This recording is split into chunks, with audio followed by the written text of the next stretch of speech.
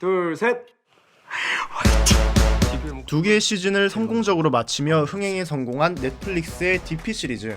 그런데 영상 색보정이라고 부르는 이 DI 작업에 관심을 가진 분이라면 다른 것들보다 DP의 색감이 가장 먼저 눈에 들어오셨을 겁니다. 이번 영상에서는 촬영 원본을 가지고 어떻게 하면 DP와 비슷한 룩을 만들어낼 수 있는지를 살펴보겠습니다. 최근에 영상을 다루는 20대 초중반 분들 중 다빈치를 사용하는 분들이 조금씩 늘어나고 있는데요. 이 내용은 다빈치 리졸브의 기본적인 기능을 알고 계신 분들을 위해 만들어졌습니다.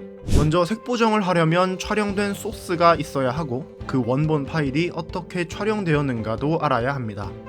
넷플릭스 파트너 헬프센터에 가보면 넷플릭스의 콘텐츠를 공급하기 위해서는 최소한 어떤 스펙 이상으로 촬영하라고 되어 있는데, 따라서 최소한 DP는 넷플릭스 인증 카메라에 4K 로우 파일로 촬영이 되었을 것입니다. DP의 촬영 감독인 유지선 감독님의 인터뷰를 보면 아리알렉사 미니 LF라는 카메라를 사용했음을 알 수 있습니다. 또 빛을 분산시켜주는 디퓨전, 미스트 필터의 일종인 드림 FX 필터가 사용되었다고 합니다.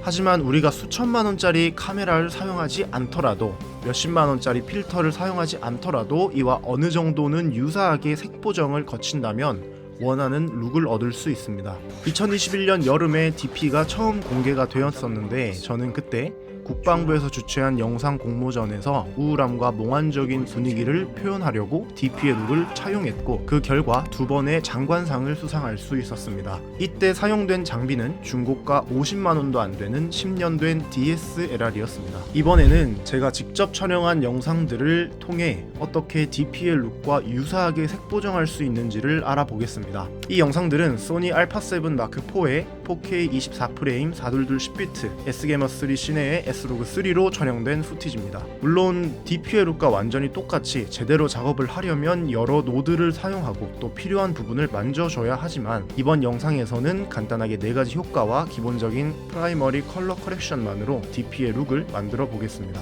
네, 이 이미지는 현재 원본 이미지에서 색보정이 완료된 이미지입니다. 원본 이미지는 이런 로그 형태의 이미지였고, 색보정을 통해서 이렇게 바뀐 것을 확인하실 수 있습니다. 가장 마지막에 들어가는 룩업 테이블은 로그 색 공간을 렉 70으로 바꿔주는 역할을 합니다. 워크플로우 상에서 맨 마지막에 위치를 하는 것이 좋고, 그리고 그 앞에는 작업한 노드, 저는 페레롤 노드로 이 노드들을 뒀습니다. 그리고 가장 처음에는 이미지의 프라이머리 컬러 코렉션을 담당하는 프라이머리 노드를 뒀습니다. 먼저 글로우의 경우에는 DP에서 가장 돋보이는 효과로 드림 FX 필터로 DP에서는 나타낸 그런 효과입니다. 여기 보시면은 빛이 전체적으로 좀 뿌옇게 퍼지는 현상을 보실 수 있고, 할레이션 같은 경우에는 빛이 물체에 맺힐 때 이렇게 약간 빨갛게 빛이 올라오는 현상을 말합니다. 필름 사진을 아마 하신 분이라면 이해가 빠르실 겁니다.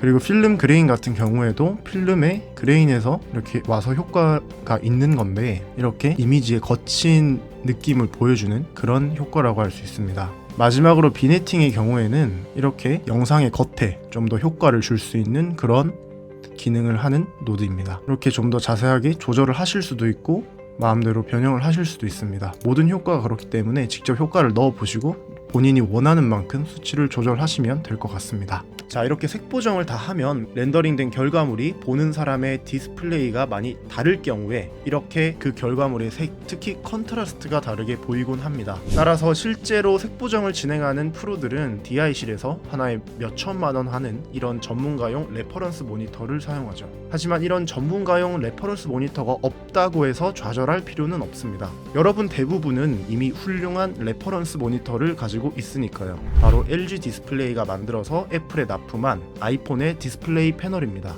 아이폰의 디스플레이는 DCI P3라는 넓은 색 공간을 가지고 있고 또 HDR 기능을 지원하기도 합니다.